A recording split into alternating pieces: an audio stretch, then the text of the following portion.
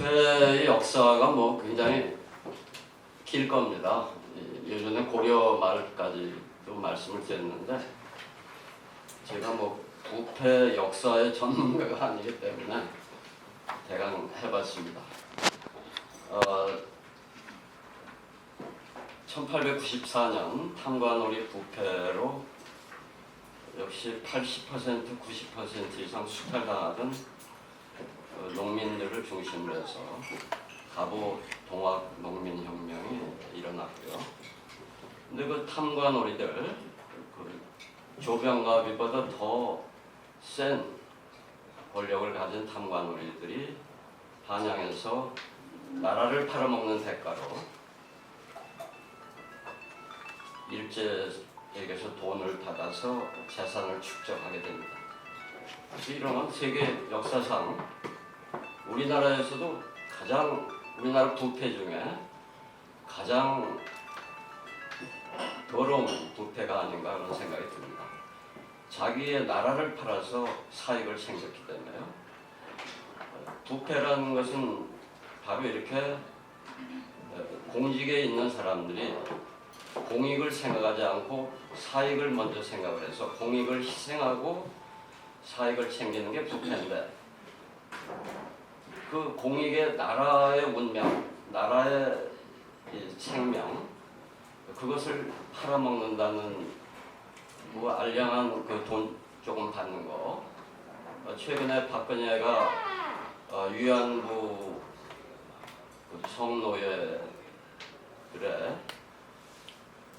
뭐 하여간 다운표를 하겠습니다. 위안부 다운표. 성노예보던 그 당사자들이 위안부 다운표를 더 원하시니까 그에 대해서 10억의 인인가 받고 뭐 나라까지 판 건 아닌지 모르겠습니다만 우리 역사의 중요한 부분을 팔아서 하고 있는 거와 뭐 얼마나 차이가 있는지는 모르겠습니다만은 이완용의 죄가 박근혜 죄보다는 더 훨씬 크겠죠. 뭐 비교할 수 없죠.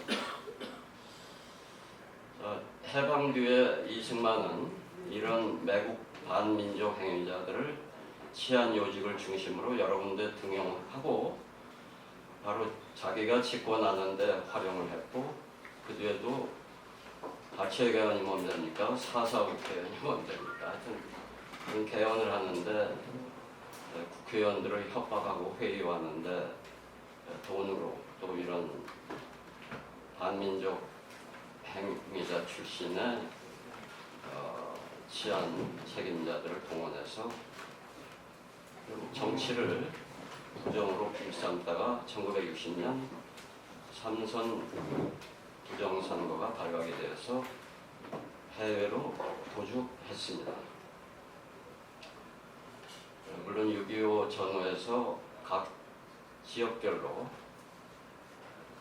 보도연맹에다 뭐다 여러 가지로 무고한 양민을 학살한 그런 이런 부정하고 부패는 뭐 같은 겁니다.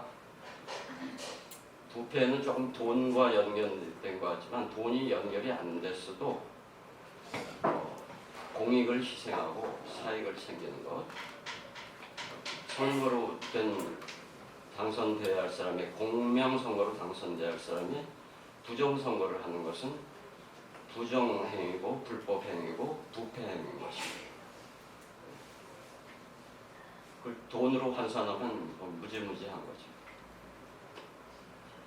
부정선거는 가장 큰 민주국가에서 가장 큰 부패다 이렇게 말해도 틀림이 없습니다.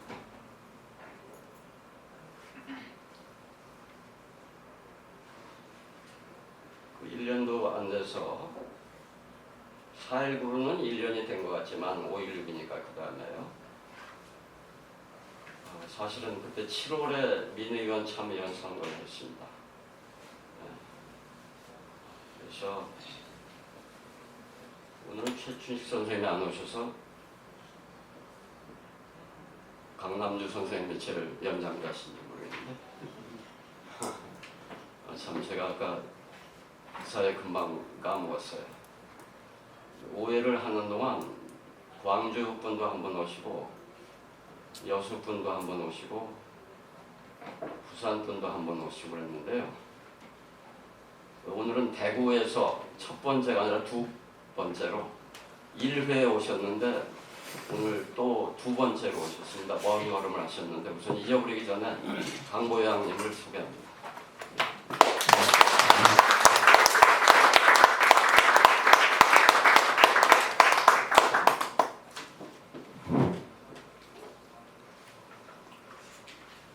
그 7월이니까 뭐 개원한 거는 또 8월이나 이렇게 됐겠죠.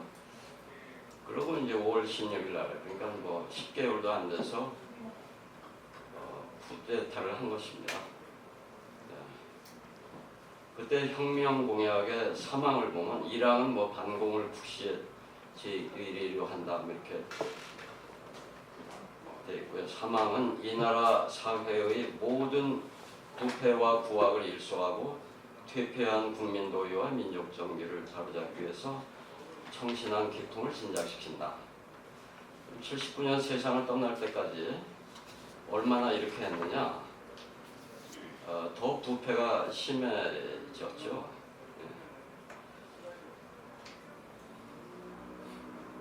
그러니까 당시의 딸도 최태민이에 속고할 정도로 최태민이가 활개를 칠 정도로 큰 부패가 쉬웠던 거죠.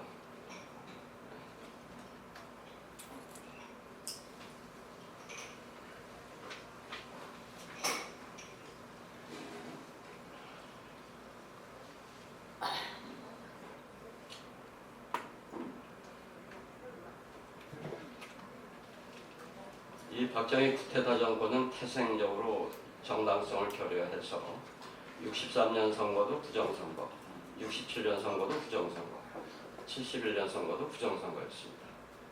부정선거를 또 할 수도 있지만 69년에 9월 14일 날 삼선개헌 헌법 개정을 무리하게 했기 때문에 또 헌법 개정 이왕 하느니 아예 선거가 없는 걸로 하자 해서 유신 10월 유신을 했던 거죠.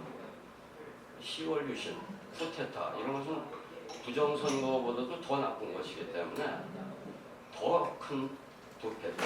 대한민국 70년사의 가장 큰 불법 행위이자 부패 행위는 5.16이고 10월 유신입니다.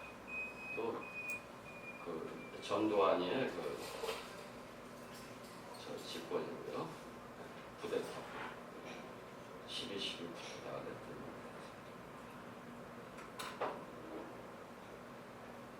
됐던 쭉 전경련을 이제 대화 파트너로 육성을 하고요. 대한상공회의소 대신에 또 언론을 장악하고 해서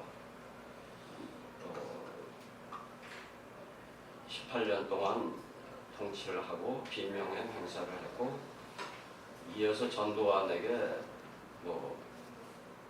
물려준 셈입니다. 그때 권력의 진공 상태에서 정보를 틀어주고 있는 사람이 제일 유리한 고지를 가진 거니까요. 그리고 이어서 전두환이는 노태우에게 물려준 거나 마찬가지입니다. 직선 개헌을 했지만은 어쨌든 여전히 정보부 그 당시 이름을 뭐라고 했는데요? 안기부라고 했는데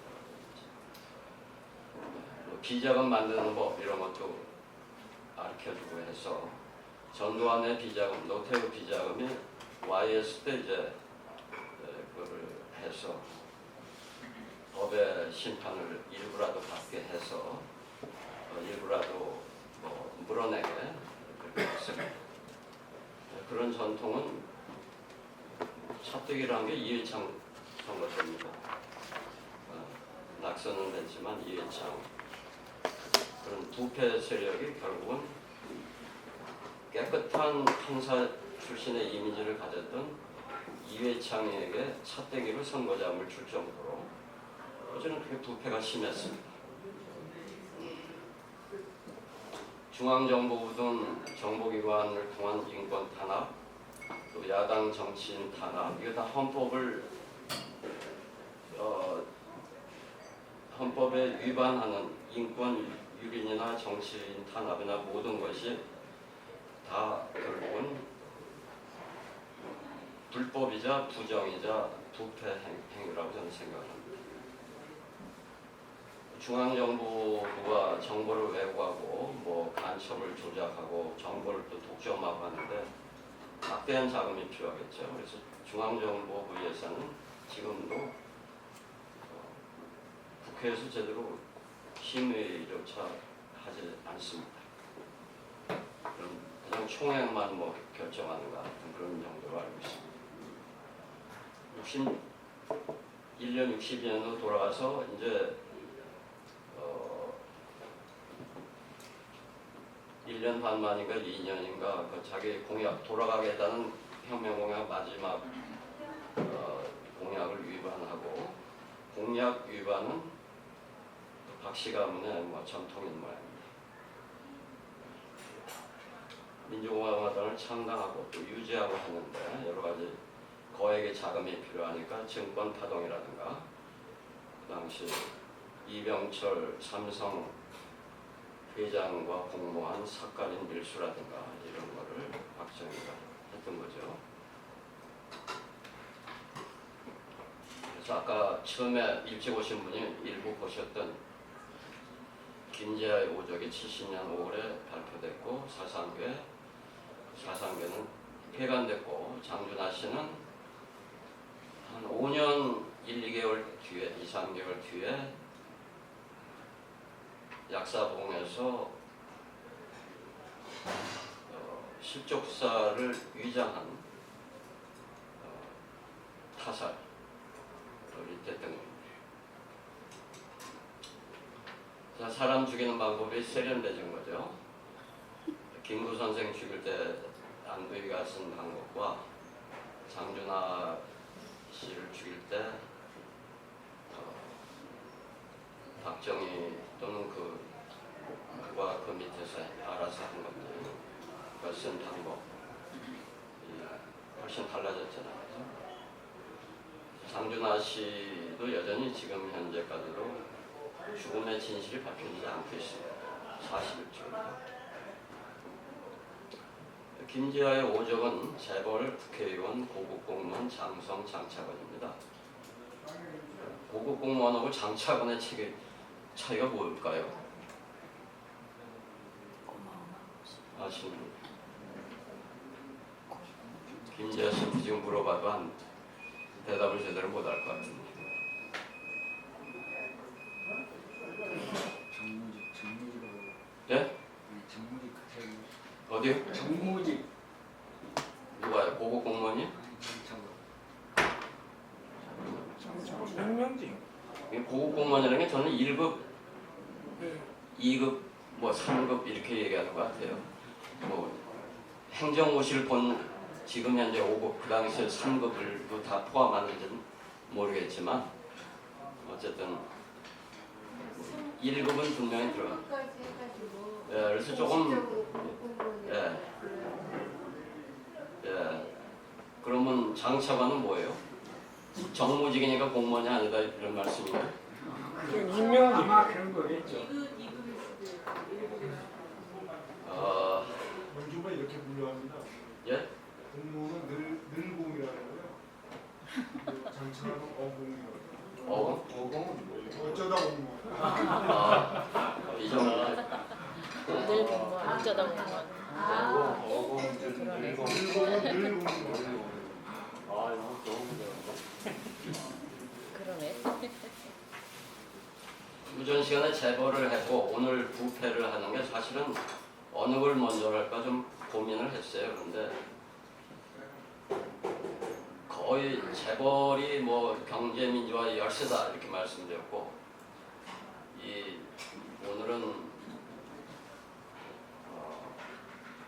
부패 척결이 경제민주화의 토대다 또는 뭐 부패 척결 없이는 경제민주화는 공영불이다 이렇게 말씀을 하는데 어쨌든 둘 다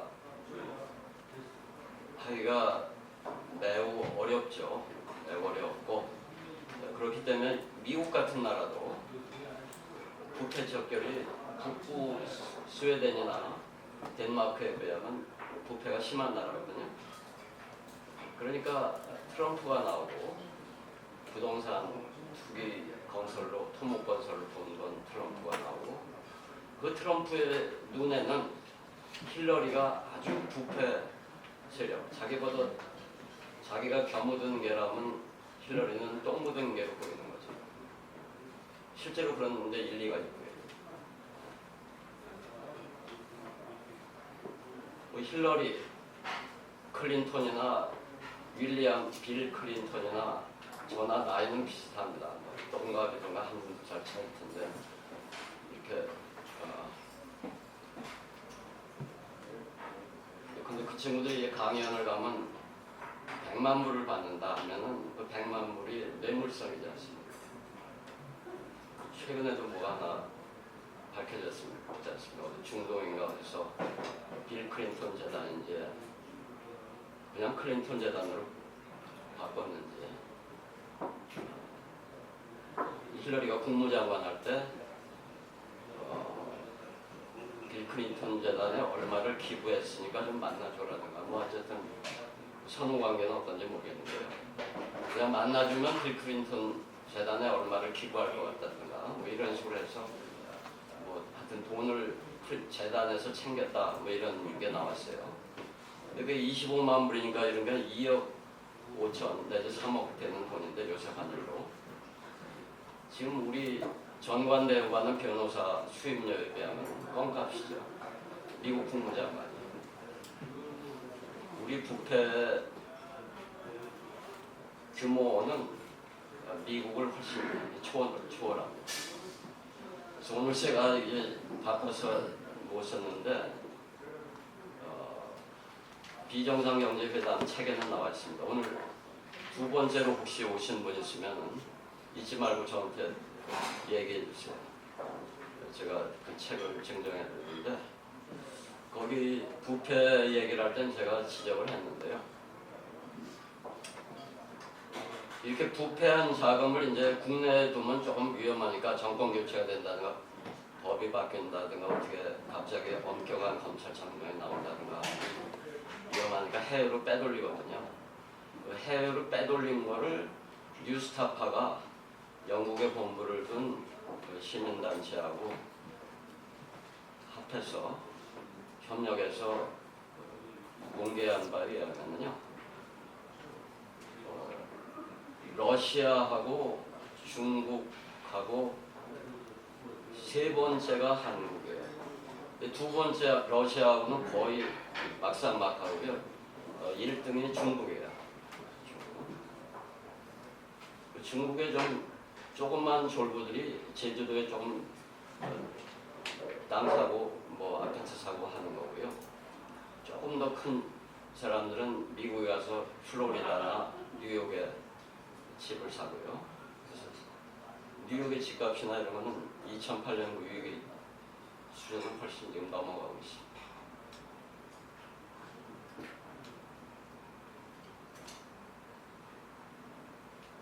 어쨌든 그 부패로 70년대 초반 부패로 부익부 빈익빈이 심해지고 선거로는 당선 가능성이 없던 유신으로 연구집권을 획책한 거고요.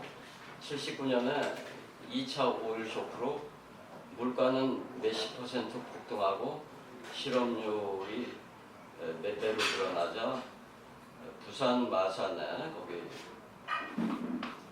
공장 노동자들이 꽤 있으니까요. 부마 항쟁이 발생하고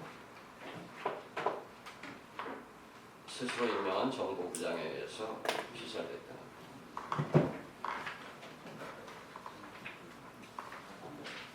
이렇게 가면 또 시간이 오버되기 때문에 전두환 노태우 시절 넘어가겠습니다. 김영삼 대통령이 되고 첫 번째 보궐선거에서 참패를 했습니다. 이 양반이 정치 감각이 있는 분이기 때문에 8월에 그러니까 취임하고서 6개월도 채 안 돼서 5개월이 좀 넘어서 긴급 명령권을 발동해서 금융실명제를 실시했습니다. 거기까지는 좋습니다. 그런데 처벌 조항이 없습니다. 그래서 가명, 홍길동 이런 것만 없어졌지 이름을 빌리는 차명 계좌는 여전히 이건희 씨도 애용하고 거의 모든 불구세 재벌 총수 일가들이 애용을 해서 이빨 빠진 금융실명제였습니다. 이걸 YS가 알고 도장을 찍었는지 몰랐는지 그건 모르겠습니다. 뭐 그분의 마음을 아는 사람이 지금 서청원 씨인지 뭔지는 모르겠는데 그 다음에 이어서 95년에 부동산 실명제를 도입했습니다.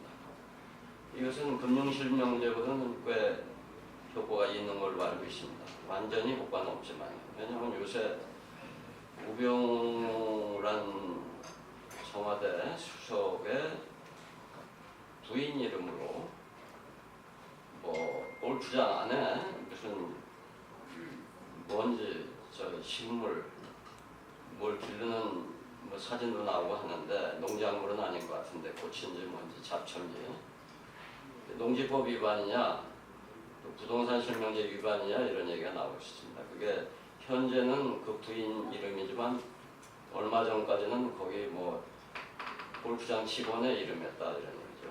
직원이 뭐 무슨 돈으로 그런 걸 가지고 있다가 하는 거예요. YS 찾아보니까 여러 가지 일을 했더라고요. 또 93년 이거 몇 월인지는 모르겠습니다만 공직자 재산 공개를 시켰어요. 이게 굉장히 의미가 있습니다. 이 투명성을 근데 이걸 공개를 해도 이명박 박근혜를 이걸 무시를 합니다. 특히 박근혜는 이걸 무시를 해가지고 공개를 해서 재산이 많을수록 더 높은 자리를 주는 경향이 있는 것 같습니다. 우병우 같은 사람. 이게 보고 우선 처음에는 공개가 안 되지 않겠어요. 임명 과정은. 그걸 하여튼 보고 그걸 목록을 재산 목록을 써내라고 하고서 낮은 사람 중심으로 월급으로 겨우겨우 모으면 이 정도 재산이겠다 하는 사람 중심으로 써야죠. 그 원칙을 제일 잘 지킨 사람이 상대적으로요. 수미 양가 중에 잘해야 양 정도 됩니다. 박근혜가 가라면 그 양 정도 한 사람이 노무현 대통령이 아닌가 하는 생각이 듭니다. 그 초년도에 이정우나 허성관이나 대구나 부산에서 불러올릴 때 이 사람들이 서울에 집이 없어서 월세방도 살고 최소한 전세방 살고 그랬습니다. 월세방인지 전세방인지 확실하지 않지만 또 그때 어느 부산의 어느 향판도 등용을 하셨는지 등용했는데 본인이 고사해서 뭐 계속 부산에 있었는지 모르겠는데 혹시 아시는 분 있나요?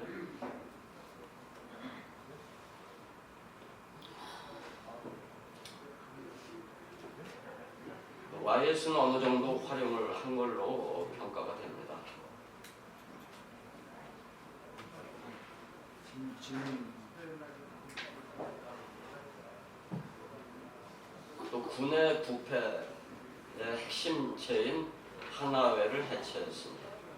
승진 끼리끼리 해주고 이렇게 하는 거 다 그 부패입니다. 근데 불행히 94년 10월 말 성수대교가 붕괴된 뒤에 뭐 꼭 본인 책임만은 아닌데 성수대교가 뭐 YS대 건설에서 1년 만에 무너지는 건 아니지 않습니까? 근데 어쨌든 국내 정치 전환용으로 국제화라고 했다가 세계화로 국정지표를 해도 바뀌기 전에 바꾸고 OECD에 가입하고 해서 가입한 지 1년도 채 안 뭐 1년 정도 돼가지고 외환위기가 일어났습니다. 바로 제가 시작하기 조금 전에 보여드린 21세기의 우정은 언도하고 법도 부분을 보셨는데요. 지도 이름을 보시고 그 밖에 환경도도 환도 그다음에 공무원도도 여기는 국회의원도 들어가고 넓은 데 선출된 공직자니까요. 그 다음에 그다음에 뭐 장차관, 고급 공무원 다 들어갑니다. 김자의 오적 중에 3개가 여기 공적에 들어가 있고 공도에 들어가 있고요. 재벌 도둑은 찍겠습니다. 재벌이 환경을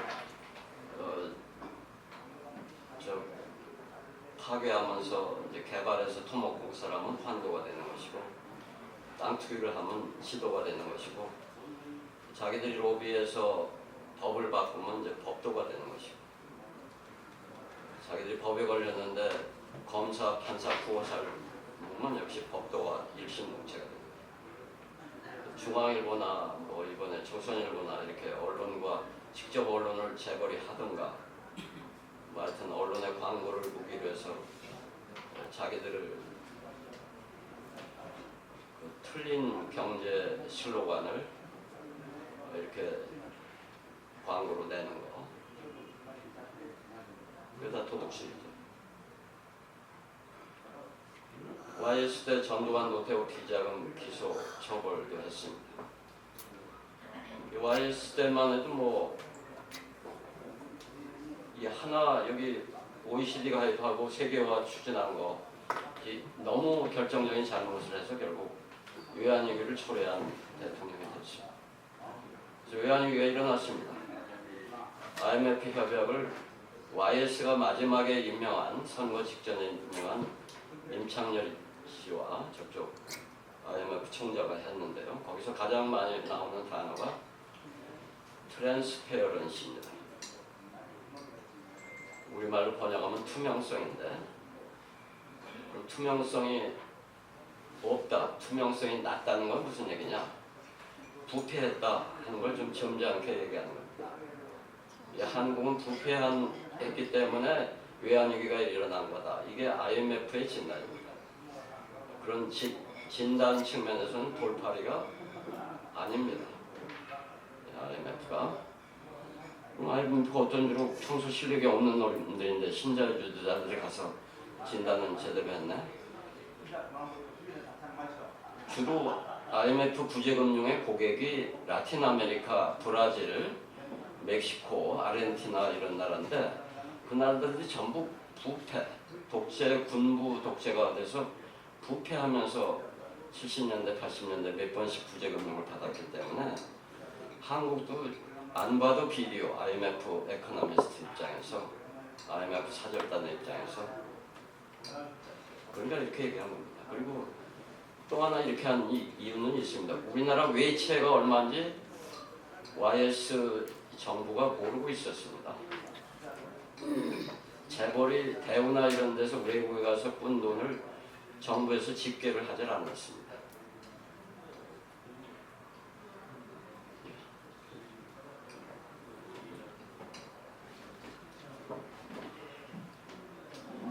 좀 약간은 직설적인 걸로 크로니 캐피탈리즘이라고 합니다. 끼리끼리 뭐 조폭 또는 정실 자본주의 그리고 정경유착 특혜 특권에 기초한 자본주의는 97년 또는 그 이전에 박정희 모델에 의한 자본주의는 진정한 자본주의가 아닙니다. 그래서 그 은행이 대출 심사도 하지 않고 재벌에게 대출해줘서 부채가 너무 많은 부실 재벌만 양산했고 그런 부실 재벌들이 하나둘 무너지자 그 당시에 5대 은행이 전부 망하게 됐고 종합금융회사, 투자신탁회사도 전부 다 망하게 됐습니다. 그래서 5대 은행 중에 일부는 뭐 우리은행으로 둘이 합병을 했고요. 뭐 이런 식으로 됐죠. 종은행은 어디로 갔어요? 신한은행으로 가고 뭐 어쨌든 또 하나 제일은행은 외국에 팔리고 그다음에 서울은행인가는 어디로 갔어요? 하나은행이라고 했습니까? 어디로 갔습니까?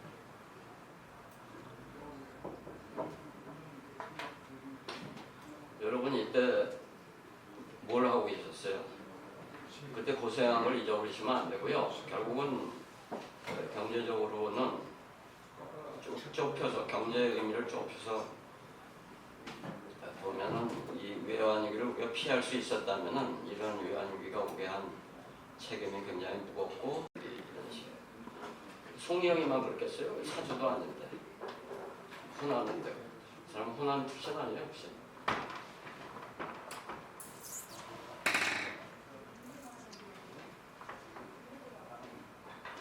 그다음에 정보를 독과점하고 외고 가는 건 국정원, 기무사, 검찰, 재벌의 정보부서가 품앗이에서 잘 하고 있고요. 기소는 검찰이 기소 안 할 놈은 하고 할 놈은 안 하고 이렇게 하고 있고요. 불공정 행위 전속 고발권을 남용해가지고 공정거래위원회가 고발할 재벌은 안 하고 고발 안 해도 될 재벌은 하고 이렇게 하고 있고요. 여론을 조작해서 계약하는 것이 개혁이다. 노동 같은 거 이렇게 하고 노동자들 때문에 3만 불이 안 됐다. 뭐 이런 거. 낙수 효과가 있다. 뭐 누가 종북 좌빨이다. 이런 여론 조작하는 거. 뭐 언론에 뭐 조중동의 종편의 KBS, MBC 청와대 홍보수석과 홍보수석실의 비서관들 또 수백 명의 어영학자분들이 잘 하고 있어요. 그래서 어렵습니다. 뭐 난공불락은 아니죠. 이 사람들이 1%를 지금 철옹성을 만들고 있는 건데 그래서 민주정권이 들어섰어도 부패 기득권 세력에 압도되었습니다. 한편 부패 경제에 익숙해진 시민들의 저항이 미약한 것도 한 원인이라고 생각합니다. 우리나라도 뭐 한국투명성기구라든가 뭐 지구라든가 몇 반부패 활동 시민단체가 있었는데 지금도 있는지조차 잘 모르겠습니다. 그 결과 2008년에 이 사람은 분명히 본인이 부정선거를 국회의원 때 했다. 그걸 자인하고 도망간 국회의원을 사퇴하고 도망간 해외 도피한 이승만형 그 이명박이를 당선을 시켰습니다. 압도적인 표차로. 그때 그 이명박이나 아마 그런 이미지를 줬겠을 겁니다. 이 사람이 내가 되면은 모두 다 잘 살게 한다. 다 생활 형편이 나아진다. 경제는 내가 잘한다. 기업이 있어봤지 않아요. 현대에 있었단 말이죠. 그럼 나도 돈도 이렇게 벌었다. 이게 뭐 내가 능력이 출중해서 번 거다. 그걸 많은 사람들이 부정부패로 버는 것이고 또 기껏해야 사주든 속여서 땅 2개에서 돈 버는 것이라는 것을 그런 진실이 아직도 밝혀지지 않았습니다. 어쨌든 그 사람 돈 월급쟁이 하면서 잘 벌었으니까 대통령이 되면 잘 해주겠지. 아마 내년 선거도 그런 사람이 되면 그렇게 될 겁니다. 또는 어쨌든 정치 얘기는 안 하겠습니다. 무능해 보이는 후보보다 부패더라도 유능한 후보가 낫다? 부패하면은 그 자체로 아웃이지. 뭐 유능 무능 이전에 부패한 사람은 신분을 될 자격이 없습니다. 불행히도 그동안 5년간, 10년간 양극화가 더 심해지고 이렇게 양극화가 심해질수록 생각할 시간조차 주어지지 않는 장시간 노동에 허덕이거나 그런 노동을 할 기회조차 없는 무직자 실업자들은 2008년에 그 착각이 더 심해질, 지속될 우려가 사회 심리적으로 있을 것 같아서 걱정입니다.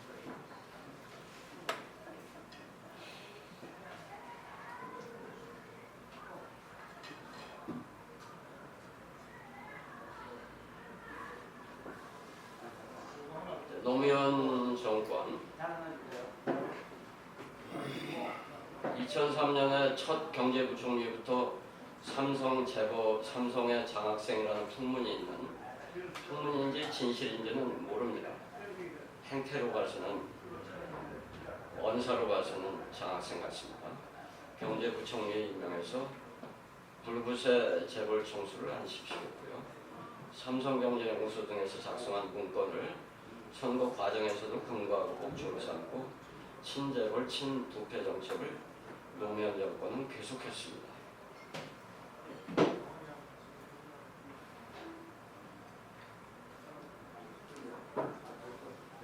2005년 임기 중반에 증권 관련에 한해서만 집단 소송제를 도입했는데 너무 소송을 걸기가 어렵게 만들어놔서 종이 호랑이 역할도 못합니다. 종이 호랑이면 벽에 걸어놓으면 이제 호랑이 같은 잘 그리면은 좀 무서운 느낌이 드는데 그런 전혀 법이 고쳐졌지만 그런 느낌이 안 들게.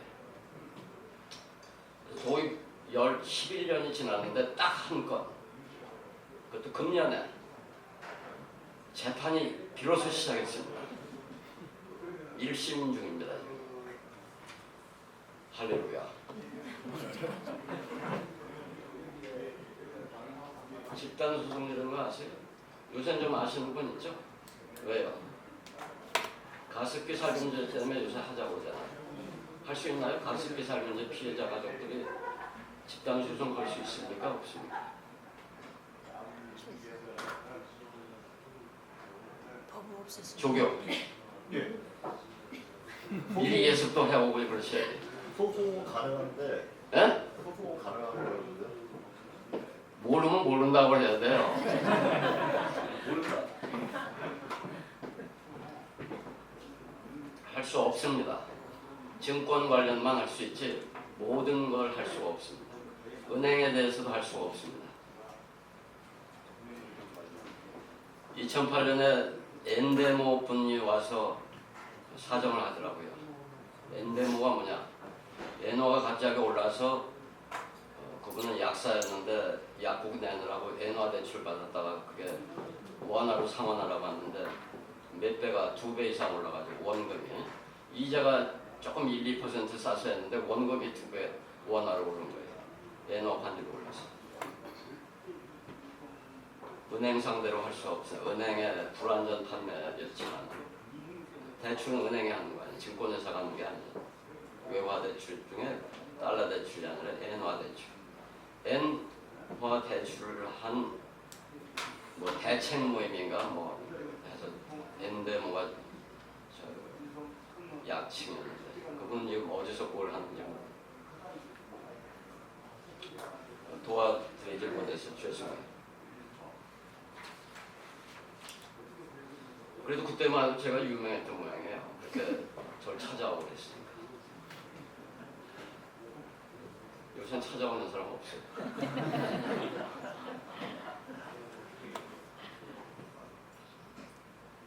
우리가 있잖아요. 우리가 있잖아요.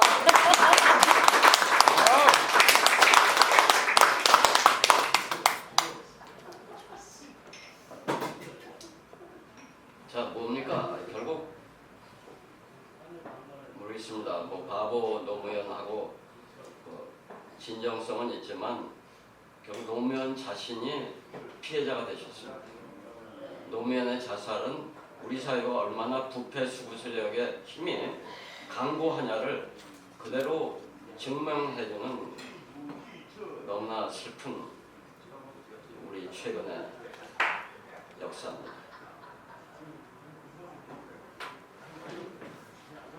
상당히 삼성을 비롯한 부패 세력에게 충성했지만 노무현도 뭐 자발적이든 무지의 소산이든 충성했지만 100% 충성하지는 않았다 이런 얘기요. 종합부동산세를 도입한다든가 그 재벌한테 싫어하는 거거든요. 현직에 있을 때는 식물 대통령이고 오죽하면 대통령 하지 못하겠다. 한나라당 보고 염정하자 뭐 이런 얘기까지 했겠습니까? 퇴임 뒤에는 털어서 먼지가 조금 났습니다. 먼지가 뭐 몇천만 원짜리인지 몇 억짜리인지. 그런데 결과적으로 그 대통령 그렇게 털어가지고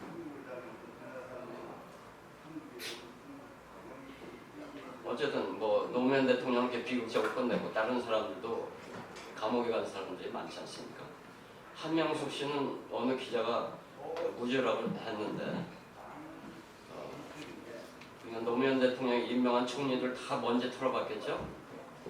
그중에 하나 조작해낸 게 한명숙 씨입니다. 그 사람도 무죄인데 무죄가 아니고 유죄라고 해서 지금 의정부에서 수감 생활을 하고 있습니다.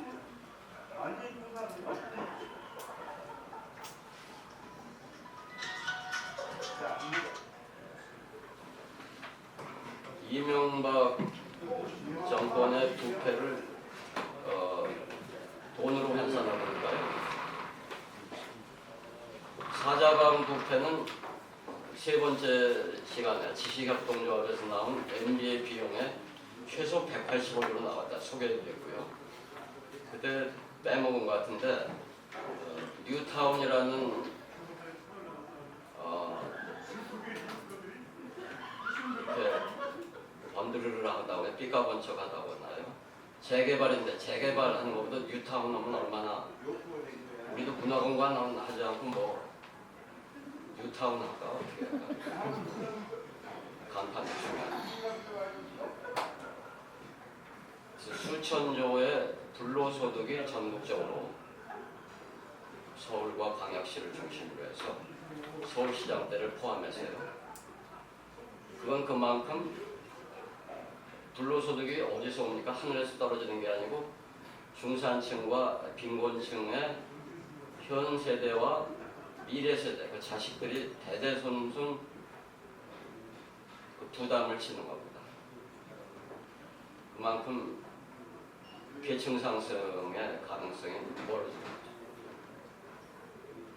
그리고 아파트를 높게 짓는 강남의 재건축과 강북의 재개발, 광역시의 재건축과 재개발은 하늘을 팔아먹는 겁니다.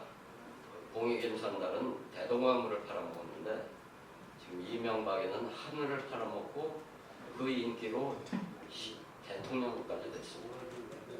대단한 사람입니다. 존경합니다. 사랑까지 하지 않습니다.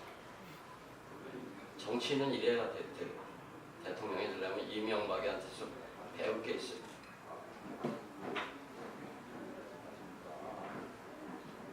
아직 이 신화가 깨지지 않고 있습니다. 박원순 시장이 깨려고 하지만은 머리가 나쁜지 노력이 부족한지 이걸 질질 따라가고 있습니다. 답답합니다.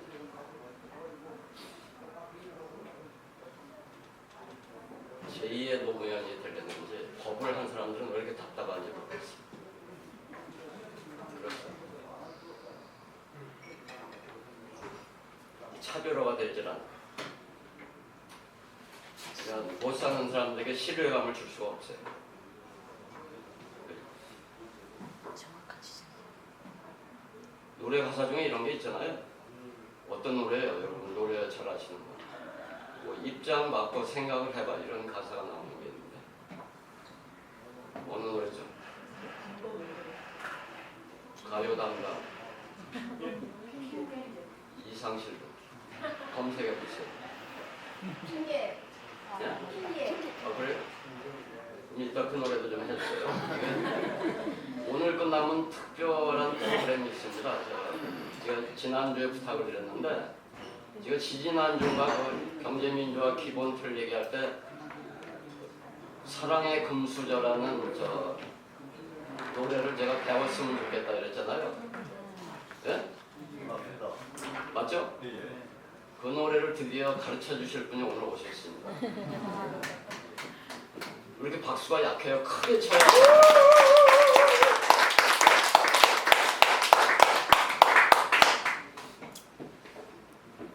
예, 이게 높이 올리면 올수록 이득이 나거든요.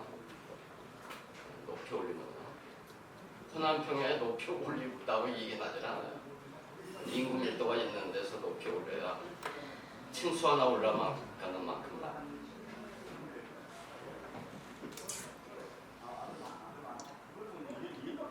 2008년 가을에 외환위기 비용은 줄 잡아도 1,000조 정도 되지 않는가 이렇게 생각이 되고요. 그러나 2012년 11년인가요? 12년 말에 12월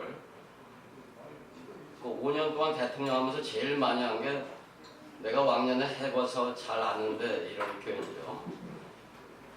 5년간 이 말을 모으면 이명박이가 안 해본 게 도대체 뭔가 이게 의심될 정도로 모든 시시콜콜한 것에 대해서 발언을 많이 했어요. 그래서. 근데 사실은 국회의원 될 때 종로구에서 부정선거를 해가지고 내가 부정선거를 해봐서 잘 아는데 그 경험을 살려서 2012년에 대통령 선거에 부정선거를 한 것 같아요. 뭐 저기 정강주 선생님 걱정스러운 듯이 저를 쳐다보시는데 혹시 제가 큰 집에 가지 않을까 이렇게 걱정되시는 모양인데 저 이런 얘기를 100번도 더 했으니까 걱정하지 마십시오.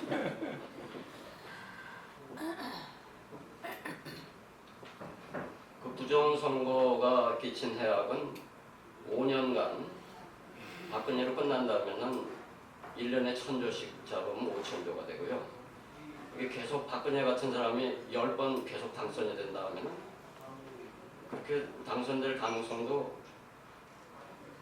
0은 아니죠. 1%든 10%든. 그럼 무려 5경 원의 비용이 됩니다. 이게 이렇게 되면은 사상 최대의 부정투표가 되겠습니다. 이승만의 그 부정선거보다 경제적인 가치로만 훨씬 더 큽니다. 수혜자인 박근혜와 또는 공모자인 박근혜와 어떻게 이 비용을 분담하느냐. 과연 나중에 공명선거로 또는 약간 덜 부정한 선거로 당선돼서 정권 교체가 된다면 그 사람은 과연 무슨 일을 해야 할 거냐. 김대중 대통령처럼 전두환을 사면해 주듯이 부정선거 사범들을 사면할 것이냐. 이걸 지금부터 얘기하면 어떨까요? 그래야 대통령이 당선되는 게 아닌가. 물론 내가 안 나갈 거니까 다소 구체적인 설명이 모르겠지만 어쨌든 지금은 영자의 전성시대가 아니라 부패의 전성시대. 바야흐로 지난 10년은 부패의 전성시대. 악화가 영화를 구축하는 게 아니라 뭡니까? 양화를 구축하는 겁니다. TI라는 게 있습니다. IT 거꾸로 하는 트랜스페런시 인터내셔널 국제 투명성 기구. 부패 인식 지수 150 맨날을 하는데 올림픽 참가국은 몇 개국이었죠? 이번에 여기 차오름 씨 처음 오셨나요? 네. 130. 하여간 그것은 적지만 꽤 많은 나라 150여 나라를 조사해서 순위를 매기는데 우리가 10등 안에 못 들어갔어요. 이건 못 들어간 게 안 좋은 거죠. 그러니까 우리가 엘리트 스포츠 실력에 비하면 국가 투명성 순위는 훨씬 낮습니다. 우리하고 비슷한데 체코하고 몰타인데 체코하고 몰타가 이번에 메달 얼마나 땄나 보십시오. 100점 만점에 56점. 상대적으로는 뭐 우 정도 됩니다. 뭐 미의 상급의 우의 하급이라고 할까 하는데 비약점 정도 되는데 우리보다 앞선 나라들을 보면은 덴마크 1등 91점, 핀란드, 스웨덴, 뉴질랜드, 네덜란드, 노르웨이, 스위스, 싱가포르, 캐나다 여행하실 때 왜 이 나라는 이렇게 높은가? 독일, 영국, 호주, 미국이 16등이죠. 조금 낮은 편이고요. 일본하고 미국이 비슷하고요. 후진국 중에는 우루과이가 높죠. 좋은 겁니다. 이게 높을수록. 거기 무슨 대통령이 있었잖아요. 스스로 운전하고 중고차 타고 다니면서. 이름이 뭐였어요? 예? 예. 아주 유명한 분인데 저도 기억을 못합니다. 이름 외우는 게 중요한 게 아니고 우루과이가 이렇게 높은데 이유가 있단 말이죠. 중동의 왕국 중에도 우리보다 높은 나라가 카타르하고 UAE가 있나요? 축구 실력은 우리하고 비슷한 것 같은데 프랑스가 낮은 편이네요. 칠레, 에스토니아, 무틴이 아니라 부탄이고요. 부탄이죠? 네. 그 나라도 왕국으로 알고 있는데 모르겠네요.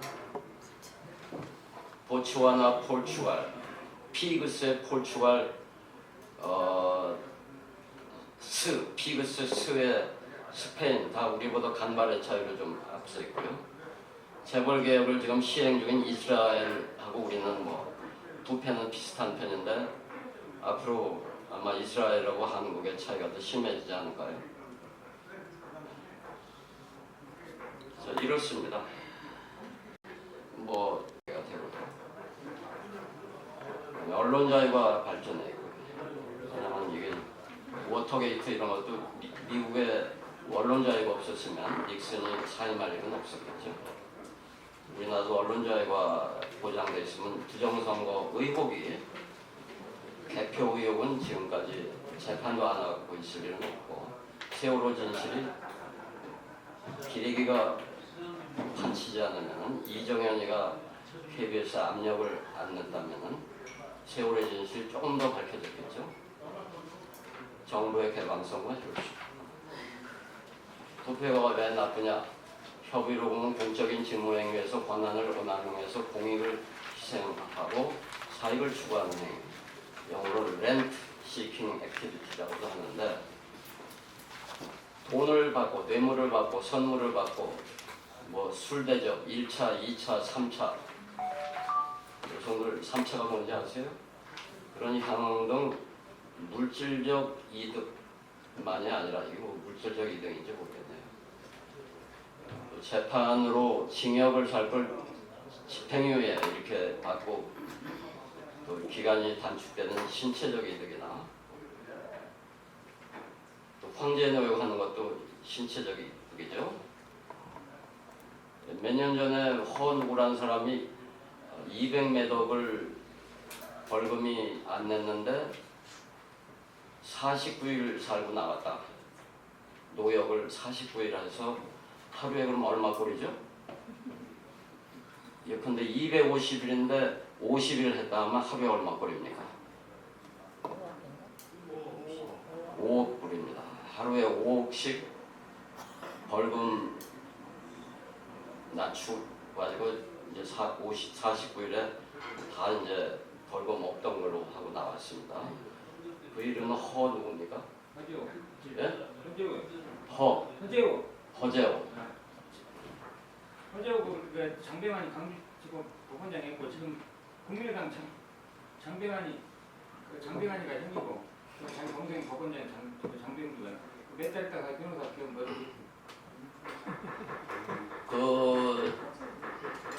자기 교수님 그게 자기 현재 형이 그 장병환이 그 경제통 아닙니까? 예. 장병환이 현재 국민의당 그 국회의원 지금 박근혜를 제일 싫어하는 사람이 누굴까요?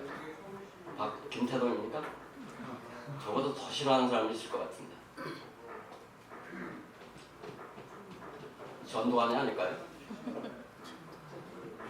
자기 아들이 지금 하루에 5억씩 까도 사위가 5억씩 까도 시원찮은데 400만 원씩밖에 안 까고 3년 노역을 살게 돼 있잖아요. 어떠세요? 여러분이 입장 바꿔 생각을 해보세요. 전두환 입장에서 생각하면 지금 제가 박근혜 평가하는 거하고 전두환이가 마음속으로 박근혜 평가하는 거고 어느 게 더 심하겠어요? 넌센스 퀴즈입니다. 이런 거. 정용수 씨 너무 심각하게 듣고 계시네요. 이러면 어떻고 저러면 어떻습니까? 세계은행이든 어디든 부패가 후진국 경제 발전을 가로막는 가장 중요한 원인이라는 건 수십 년 전부터 해온 얘기입니다. 이건 거의 보편적이기 때문에 후진국의 재벌은 없어도 부패는 있거든요. 성장을 저해시키고 분배는 악화시키고 기술 개발을 방해해서 질적인 성장이 안 되게 하고 일자리를 줄입니다. 특히 쓸만한 일자리, 공학도가 취직할 일자리를 줄이고 술 잘 먹는 수산모 일자리는 늘리고 골프 잘 치는 골프 접대할 사람 골프를 잘 치려면 어떻게 해야 합니까? 이뤄줘야 합니다. 스코어를 적게 낼 수 있는데 못 치는 걸로 해야. 그런데 일부러 못 치지 않고 잘 치는데 자연스럽게 못 치는 걸로 해야 됩니다. 그거 아주 술 먹는 사람이 술 접대하는 것보다 훨씬 더 힘듭니다. 골프 상무가 술 상무보다 더 힘듭니다. 그렇게 해서 돈을 잃어줘야 하니까요. 너 해봤어? 그런 표정으로 두 분이 저를 기다리고 계시는데 뭐 상상력, 사회학적 상상력이라고 해주시죠. 왜 이렇게 안 웃으세요? 네?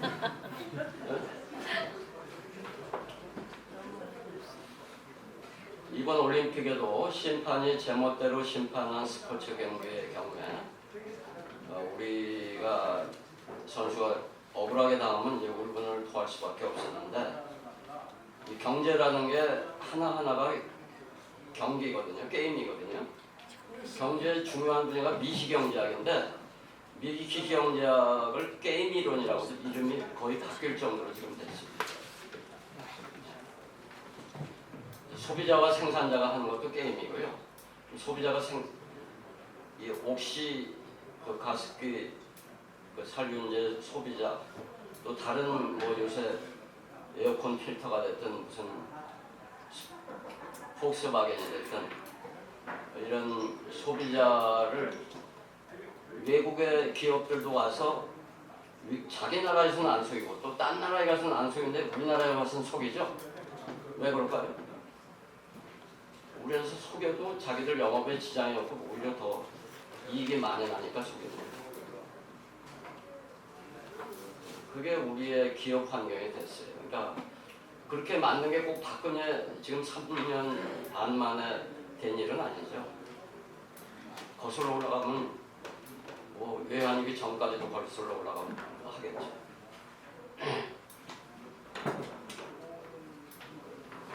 재벌대 중소기업은 처음부터 규칙 자체가 불공정한 경우입니다. 마치 축구를 하는데 중소기업은 혼자 하고 재벌은 100명이 하는 축구 경기하고 같습니다. 불공정한 거죠. 이렇게 하다 보니까 또 하나 부패 직접적인 비피한 거는 재정이 엉망이 되는 겁니다. 세출 예산은 낭비가 되고 사자방에서처럼 탈세를 많이 하니까 조세 수입은 줄어들고 그래서 복지 재원을 하고 싶어도 할 수가 없고 이게 꼭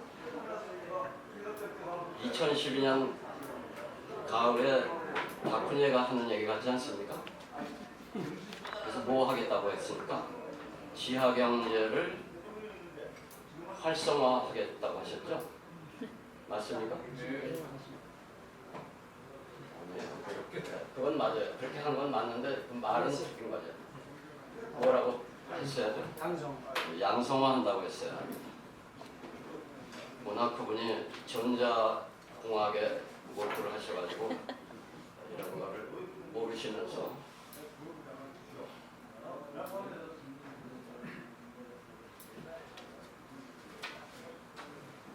세월호의 진실이 밝혀지지 않고 있는 것도 중요한 부패입니다. 그 자체가. 이건 불법이고 부정이고 부패입니다. 이게 뭐 따로 가는 게 아니고 손가락처럼 다 같은 겁니다. 지금 특조위에 계신 분들이 계속 릴레이 단식을 하고 있고 또 유가족 대표들이 또 많은 유가족들이 단식에 동참하고 있습니다. 근데 왜 안 되느냐? 진실규명. 권력자가 진실규명을 원하지 않기 때문임이 점점 더 세월이 갈수록 명확해지고 있습니다. 세월호가 침몰하자 뭐 한 달쯤 뒤인가 그 안에 텔레비 나와서는 뭐 대통령도 뭐 관피아를 척결하겠다 비정상을 정상화하겠다 말은 했는데 그 뒤에 더욱더 약간 남아있는 정상적인 부분까지 다 비정상화하는 데에 몰두했었습니다. 정상이 뭔지 비정상이 뭔지 분간할 수 있는 능력이 상실된 사람이 지금 대통령을 하고 있습니다. 어쨌든 세월호 직후에 이제는 모프라는 거는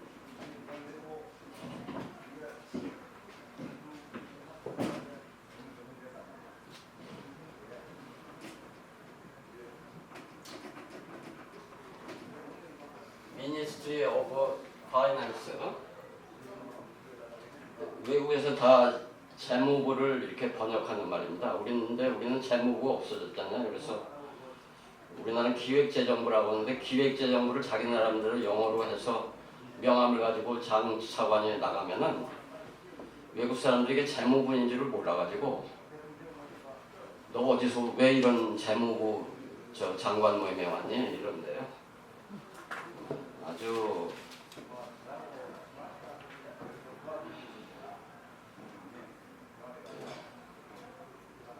김태동이 어떻게 이걸 알죠? 이건 확실한 얘기입니다. 제가 얘기하는 모든 건 확실합니다. 전 그 불확실한 얘기는 불확실하다고 얘기하지 그런 성격이 아니기 때문에. 다 해보셨습니까? 예? 다 해보셨. 어떻게? 다 해보셨냐고. 아니요, 해봐서 그런 게 아니고 한겨레 신문을 비롯해서 신문에 났어요. 기획재정부 영어로 지금 쓰는 거 있는데 거기 파이낸스가 안 들어가 있는지 어떻게 해가지고 재무부 장관 모임에서 그렇게 그런 이름을 가진 나라가 다른 나라에 거의 없는 모양이죠. 우리나라의 경제기획원의 기획자 따오고 재정을 따오고 그러니까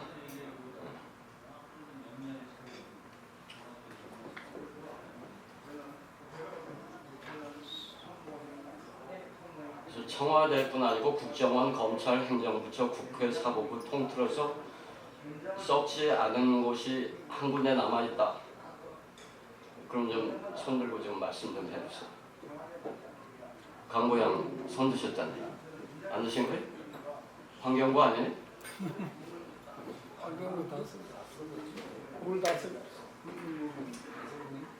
자, 부패 사례 넘어가겠습니다. 문고리 권력 논란 다 부패이고요. 재산가인 우병우가 청와대에 들어가서 동갑내기거나 한두 살 차이 위아래인 문고리 권력들과 얼마나 쉽게 가까워졌고 그렇게 해서 비서관이 일개 민정비서관이 곧장 민정수석으로 되는 건 아주 예가 드문데요. 제가 청와대 있을 때 한 사람도 없었어요. 그런데 그렇게 될 정도일까요? 참 우병우한테도 배울 게 많습니다. 여러분 앞으로 청와대에 들어가서 뭘 하시고 싶으신 분은 총각은 우선 장가를 잘 들어서 몇천억 원대 부잣집 따님을 우선 배우자로 맞아야 돼요. 우병우한테 배울 게 첫째가 그겁니다. 그다음에 그 돈을 움켜쥐고 있을 게 아니라 부인을 이해시켜가지고 일부라도 자기 돈을 만들어가지고 쓸 때 써야 돼요. 우병우는 그걸 안 거예요. 청와대 들어가자마자 일개 비서관 주제에 비서실장도 건드리지 못하는 문고리 권력에 그걸 부어 삶았으니까요. 뭘로? 돈으로. 향으로. 1차까지 갔는지 2차까지 갔는지 3차까지 갔는지 안 해뒀는지 그건 모르니까 모른다고. 성완종 리스트 잊어버리셨으면 이거 보시고요. 김기춘한테 1억 이상, 호텔한테는 현금 7억. 이 사람들 지금 멀쩡하죠? 이 중에 이완구만 지금 재판받지 이 사람들 구속된 건 아니죠? 홍준표 지금 지사 계속 하고 있죠? 천국입니다. 썩은 사람들, 부패 세력의 천국. 우리나라보다 더 부패자의 천국이 있으면 나와보라고. 따라서 다른 사람들은 99% 깨끗한 사람들은 99.9% 깨끗한 사람은 그만큼 피해를 받는 메르스 창궐, 가습기 살균제 다 부패 사회. 이재용 삼남매 재산 불이익이 롯데 재벌 부패 제대로 수사 못하고 이인원 부회장 자살. 부회장도 목숨을 바쳐야 하는 노예에 불과한 순장, 현대판 21세기 순장을 하는 재벌의 황제경영. 5대 재벌 롯데. 그럼 1, 2, 3, 4대 재벌은 얼마나 더 순장감이 많아질까요? 교육 부패. 요새 박근혜 들어서온지 정확하게 종생부, 종합생활기록부에 의존하는 수시 확대로 입시 절차가 더 불공정해지고 더 부패해졌습니다. 공직자 재산 공개 무력화는 말씀드립니다. 사법 부패가 꼬리를 물고 안대희, 진경준, 최유정, 그리고 유병우, 또 홍만표, 또 누가 빠졌을 겁니다. 수십 명이 빠졌을 거예요. 요새 뭐 우병우가 단연 스타죠. 총리보다 더 비서실장보다 힘이 세면 총리는 비서실장 아니거든요. 실세 순위에서 대한민국의 실세 순위에서 DJ 때나 뭐 노무현 때를 빼고는 원세훈 파기완성 18대 대선 대법원도 부패돼 있어요. 송희영 누구죠? 송희영이 어제까지 조선일보 주필을 했다는 사람. 이정현은 누구예요? 세월호 일어났을 때 청와대에서 홍보수석하고 전라도 출신으로 재선을 최초로 했고 지역구에서 집권 여당의 당대표가 되고 또 자칭 뭐예요? 바람. 자칭 바람 아니에요? 노예라고는 안 하고 있잖아요. 바람. 윈드, 영어로 윈드, 바람. 잔악계나 부패, 하루도 빠짐없이 부패. 언론 부패를 얘기하는 겁니다. 언론 부패는 밤에도 잠을 자지 않습니다. 영화 내부자들이 맞습니까? 거기 어떤 섹스 파티에 언론에 나오는 내부자들이 맞나요? 저는 영화를 보긴 봤는데 제목이 확실치가 않아요. 이정현은 지금 증거도 충분한데 왜 안 하느냐. 궁지에 몰리면 무슨 업무 연예인이 사생활에 공개됐고 일부 개선 사례도 있습니다. 이거 좀 잘 얘기하셔서 혹시 청와대 친지가 있으면 제 이름을 그렇더라도 이름을 언급하지 마십시오. 2014년 재작년에 금융실명제를 부분적으로 정상화했습니다. 그동안 바지적으로 종이호랑이였는데 금지 차명계좌 금지를 명문화해서 자금의 실소유자하고 계좌 명의자를 모두 처벌하게 하는 게 됐는데 이게 박근혜가 사실은 상당히 반대했는데 어쨌든 야당이 여러 해 주장해 오던 거를 여당이 동의해서 됐습니다. 그다음에 2013년은 당선 취임하자 얼마 안 돼서 몇 달 안 돼서 전두환 추징금 받겠다 해서 첫 해 인기도가 고공행진을 했죠. 현재까지 6월까지 51%를 환수했는데 아직 뭐 이 환수율이 거의 거액 그 미납자 중에는 최고랍니다.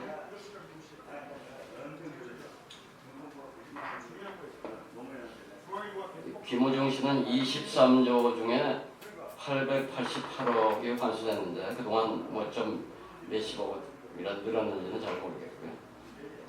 자, 김영란법.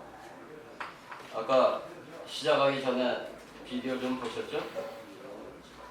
부정청탁 및 금품 등 수수의 금지에 관한 법률.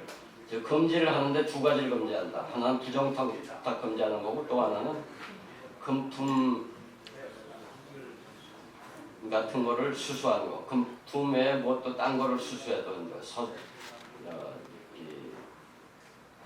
그런 겁니다.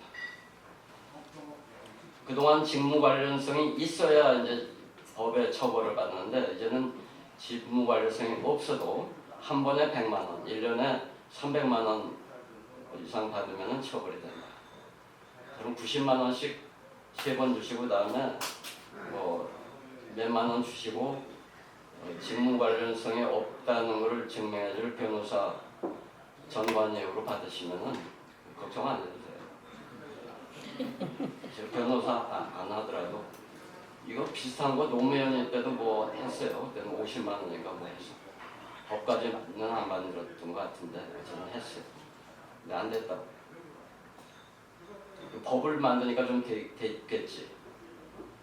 법을 주무르는 분이 누구예요? 법을 주무르는 분.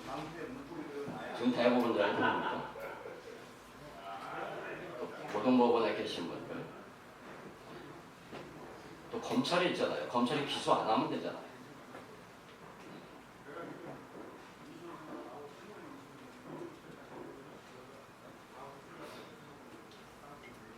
어쨌든 이제 9월 28일 추석 뒤부터 시행할 예정이고요. 100만 원이 넘으면 처벌을 받고 10대로 3만 원 넘고 선물로 5만 원 넘고 경적으로 10만 원 넘었는데 100만 원은 안 된다. 오늘 밥을 먹었는데 오늘 뭐 요새는 뭐 요정이라고 하고 뭐라고요? 어디 가서 밥 먹고 한정식집 가서 밥 먹고 그다음에 룸사롱 가고 이러잖아요. 그럴 때 그런 비용이 99만 원 들었다.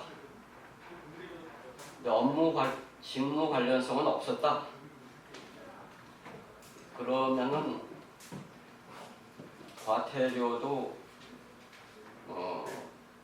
과태료는 내는가요? 네, 과태료는 내나요? 네, 그게 그겁니다. 그래서 꼭 경조금 10만 원 안 주면 안 되고 뭐 추석 선물에 뭐 한우 갈비 안 줘가지고 농민들이 축산농이 망하고 한다고 하는데 직무 관련성이 없는데 선물 주면 돼요. 어디 문화공간에 줘도 되고요.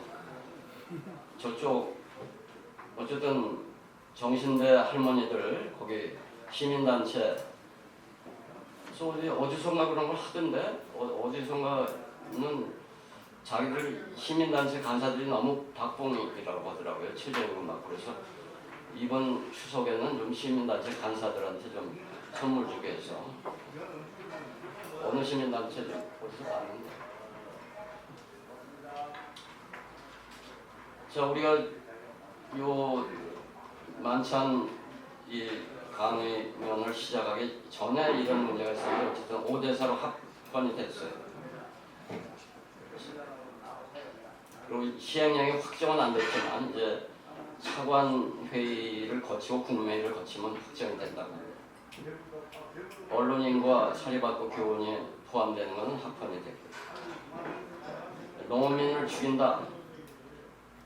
FTA로 인한 농민 피해, 농업 피해는 수백 배, 수천 배에 달하는데 그때 지금 이거 주장하는 언론들은 그때 어떤 사설을 썼었나요? 어떤 걸 했었고 금방 뒤져보면 알립니다.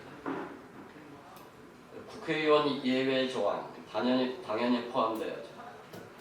그러니까 국회의원들이 야단을 맞고 야당 국회의원도 신뢰도를 회복을 잘 못하고 있습니다.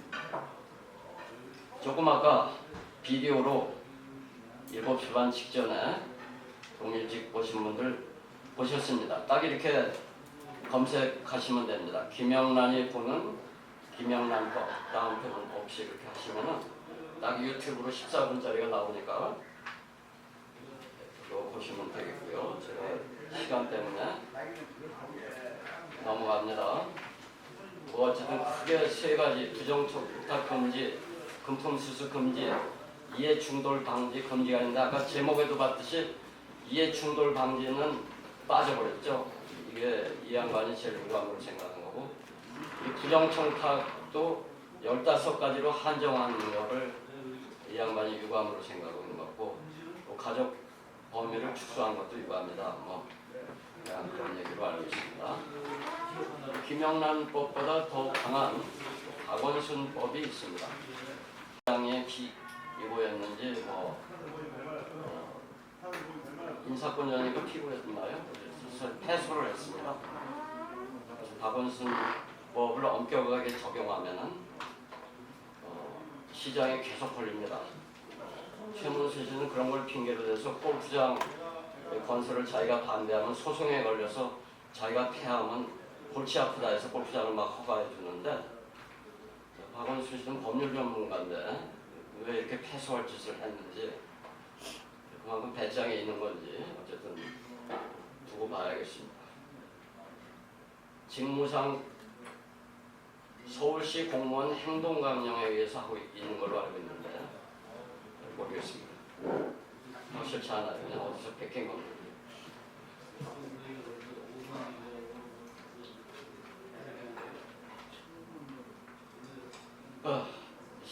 시간은 급니다.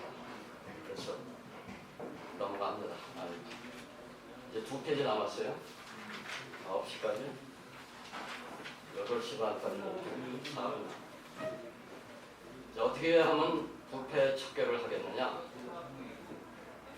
역시 제가 빠진 거를 좀 단체 카톡방이나 이따 뒤풀이 할 때 말씀해 주시면 고맙겠어요. 우선 아까 김영란 씨도 비디오에서 얘기했듯이, 서강대에서 가서 얘기했듯이 김영란법이 부족한 점이 많지만 이거라도 철저히 시행하자.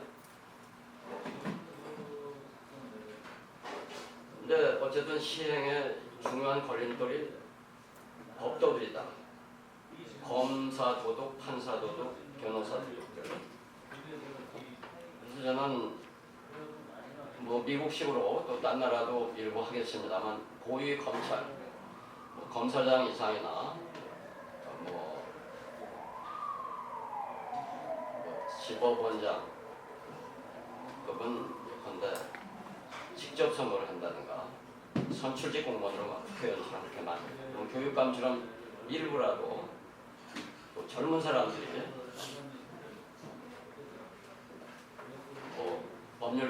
법조 경력 5년 정도면 충분하지 않습니다. 또 하나는 판검사와 변호사는 완전히 분리해서, 변호사 될 사람은 되고 싶은 사람 처음부터 판검사에 되지 않도록 이렇게. 그다음에 요새 자꾸 우병우 이런 걸로 얘기 나오는데, 공수처를 만들자, 공직자 수사처를 만들자. 그다음에 검사가 기소 독점주의를 남용하는데, 그걸 좀 다른 어디 얘기인지 모르겠습니다만, 직접 검사가 기소를 안 할 때 직접 법원이 하는 걸 좀 쉽게 하지 않는가. 현재 특검제가 역시 종이호랑인데, 그걸 특별검찰이라는 걸 제대로 특별자에 걸맞게 임명부터 제대로 정치 권력에 눈치 안 볼 사람 하죠. 그 다음에 전두환 이거 하는 그 환수 조직이 줄어들었대요, 다시. 2013-12년에 생겼을 때. 그 환수 조직을 상수로 하자. 김우중이 이것도 받고,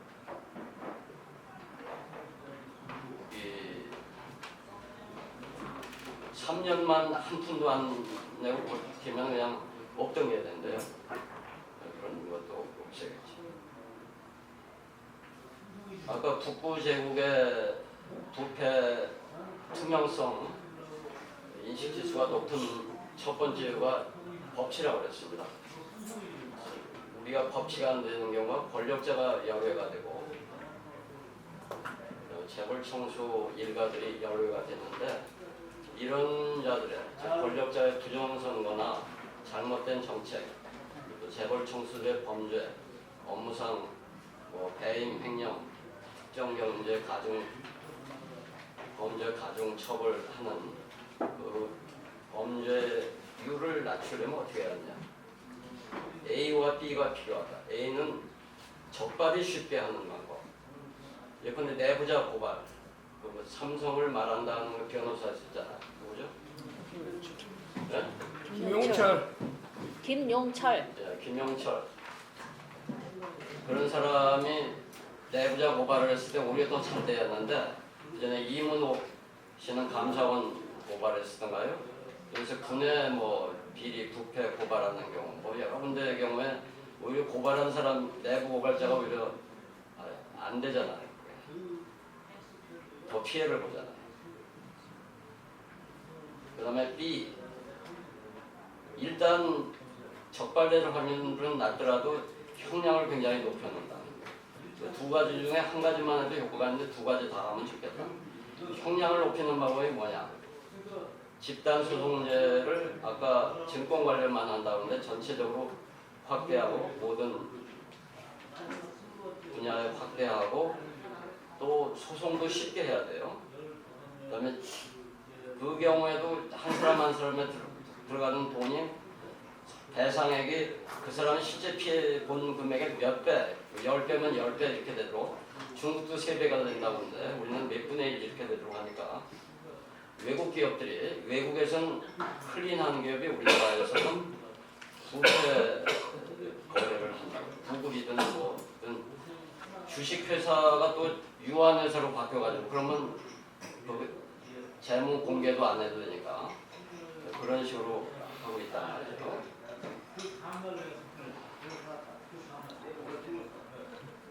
이 사법개혁도 해야 하고 언론개혁도 해야 하고 재벌개혁도 해야 하고 다 부패 척결과 연관되어 있기 때문에 왜냐하면 부패 세력이 다 법도고 언도고 이 재벌 총수들이고 이렇기 때문에 어쨌든 유권자 지지도가 높은 개혁부터 이 속전속결로 해야 되겠다. 대통령이 되려는 사람은 이거에 대한 기본 계획과 다소 세부적인 그런 계획까지도 가지고 있어야 한다 이런 얘기죠. 부패 공직자를 추방해라. 이제 좀 박근혜, 이명박이 많이 지금 들여놨는데 그 박원순법을 중앙정부와 전 지방자치단체에 적용하자. 그리고 이미 들어있는 재산 형성 의심 공직자는 이미 들어있는 사람은 추방하고 새로 임명하려는 사람은 임명을 안 하면 되고 이미 들어와 있는 사람은 우선 승진해서 배제하고 웬만하면 추방하고 또 박영선 의원은 꾸준히 반부패법을 얘기하고 있는데 이학수법이라고 제가 지난주에 얘기한 삼성 SDS 신주 인수권부 사채는 불법으로 형성된 재산이기 때문에 뱉어내야 한다. 왜 이재용법이 아니냐? 이재용에는 유죄가 아니었어요. 이학수는 그때 이건희하고 같이 유죄 판결을 집행유예지만 유죄 판결을 받았기 때문에 이학수법이라고 붙였습니다.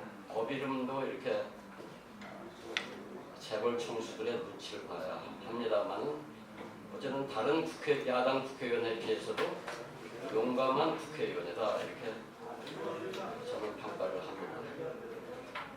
헌법 개정 사항이지만 감사원은 국회로 가서 행정부처의 비리를 감사원이 제대로 감사를 해야겠습니다. 시민 한 사람 한 사람이 이 부패 때문에 이건 나만 깨끗하면 돼 이게 아니고 나는 깨끗해도 이 교육의 부패하면 내 자식이 피해를 보지 않습니까? 그건 뭐 금방 이해하시겠죠. 근데 다른 부분도 이해는 안 되지만 다 자기 자신이 한 달에 두 달이 걸리면 다 피해자라고요. 그래서 부패로 나 자신이 또 내 자식이 이웃이 피해를 보고 있다. 유일한 해결책은 나 자신이 스스로 행동해서 부패 척결에 나서야 한다는 그런 건전한 능동적인 적극적인 시민의식이 좀 더 필요합니다. 윗물이 맑아야 아랫물도 맑다. 예습 다음에 그런 게 없고요. 부패가 척결되지 않았는데 경제 김영란법이 유야무야하고 다시 공직자의 부패 수준이 그렇고 다시 부정선거가 일어나고 하는데 경제 문제가 되겠습니까? 예? 안 됩니다. 안 되죠? 예. 예. 이상입니다. 감사합니다.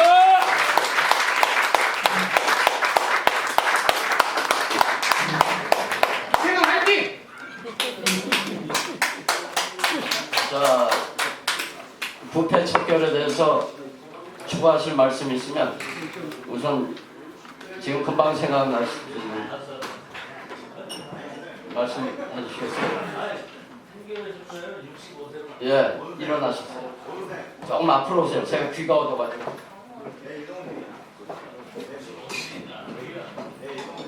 김영란법이 9월 28일부터 시행된다고 하고 있는데 오늘 신문에 보니까 란 파파라치라고 우리